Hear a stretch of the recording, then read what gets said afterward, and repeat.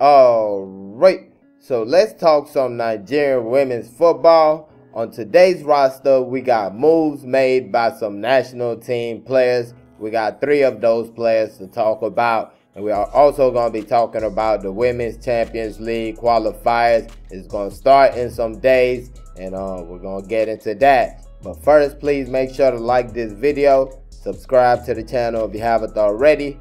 Thank you very much.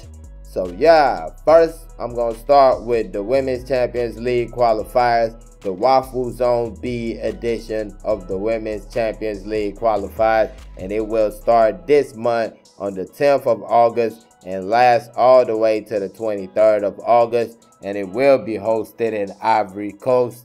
Now, Nigeria will be represented by Edo Queens. They are the champions of the Nigerian League, won the Super 6 at the end of the season.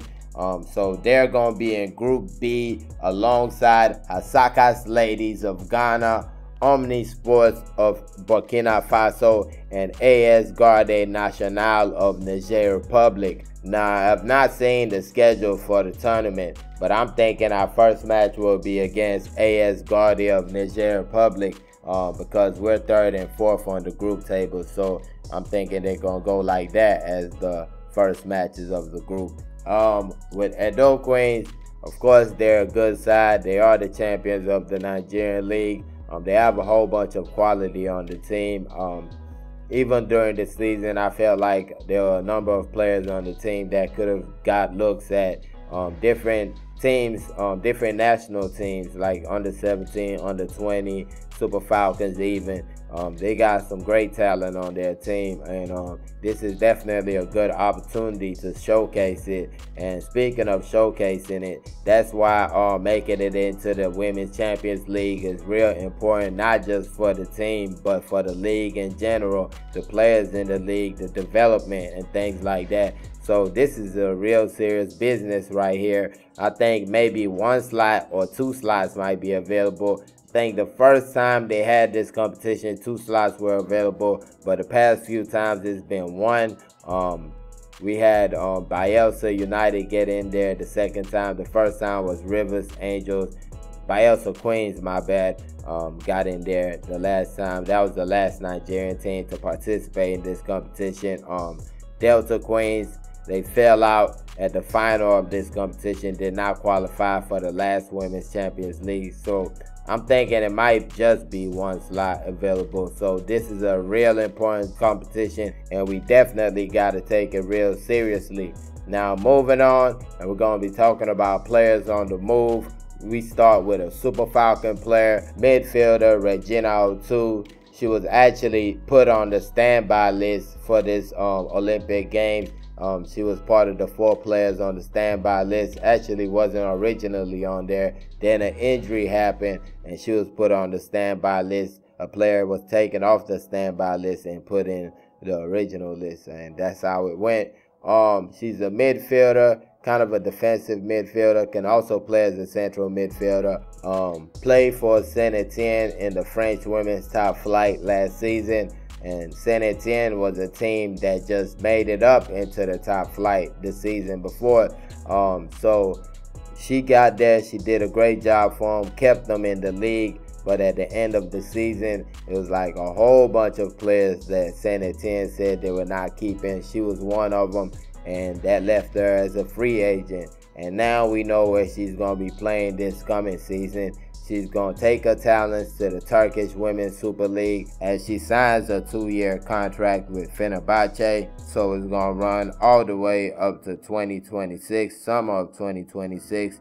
Fenerbahce is a team that finished 3rd in the Turkish Women's Super League. I believe this was the first time they did it in a full league format. They had been doing it in those like bracket things like we do in the NWFL.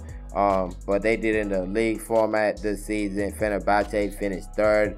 They actually scored more goals and conceded less goals than the team that finished in 1st place, which was Galatasaray.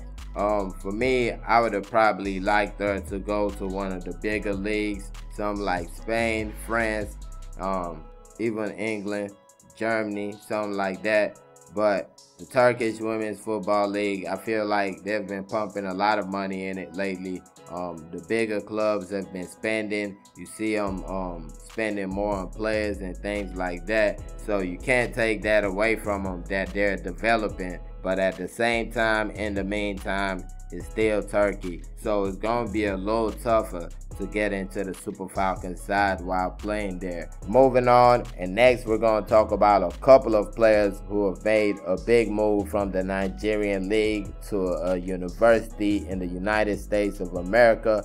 Of course, the door was opened up by Deborah Abiodun, her move a couple of years ago to Pittsburgh University. And lately we've had one other player doing it. Amina Bello moved to a university in the United States. I forgot that, Colorado something. I forgot the name. Apologies for that. But now we're going to be talking about, first of all, fullback Omamuzo Edafe. Omamuzo Edafe was part of the last under-17 side, the side that finished third place at the World Cup. She was actually the penalty taker on that team. Took the final penalty in the the quarterfinals against the United States of America.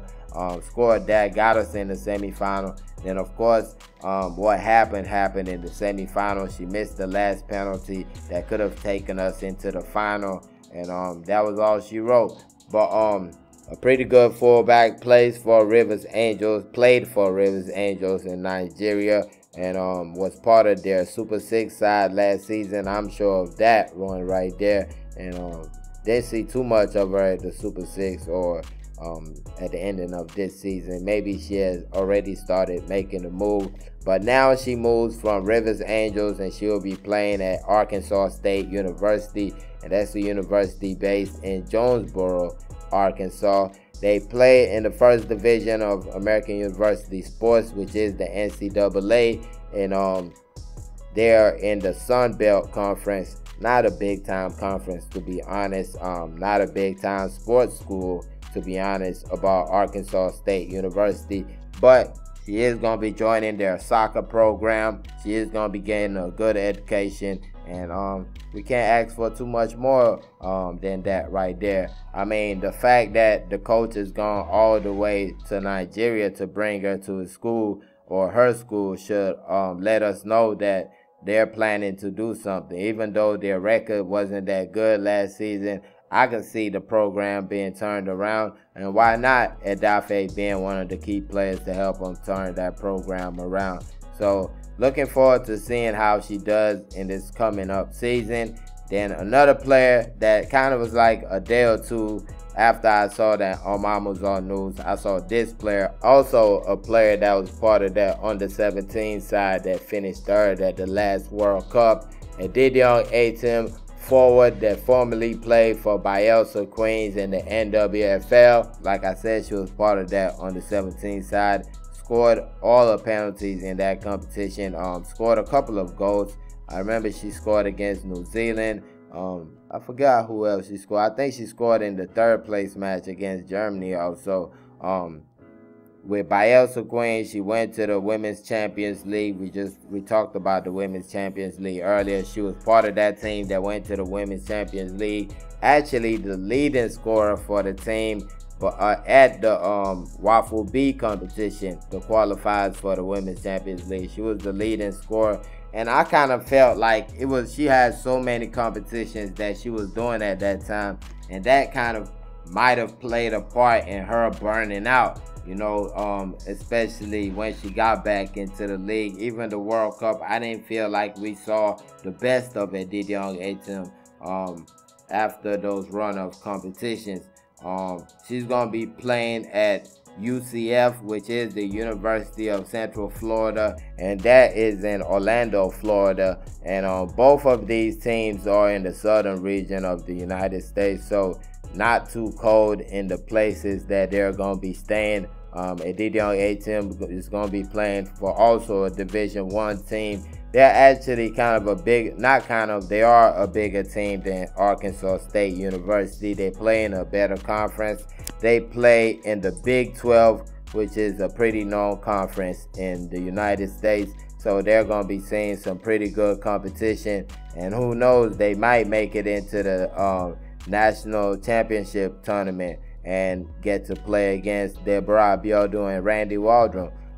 They definitely were not that good last season though, but let's see how they go into this season if things change, because they definitely can end up playing in some big time competitions if they can turn things around. But let me know your thoughts on these moves right here. You got Regina Otu moving to Fenerbahce in the Turkish women's top flight. You got Omamuzo Edafe moving to Arkansas University, and Edidiong Atim moving to the University of Central Florida. Let me know your thoughts in the comment section about these moves. Also about the Women's Champions League qualifiers. Put them in the comment section. And please don't forget to like this video. Subscribe to the channel if you haven't already. Thank y'all for watching. Peace.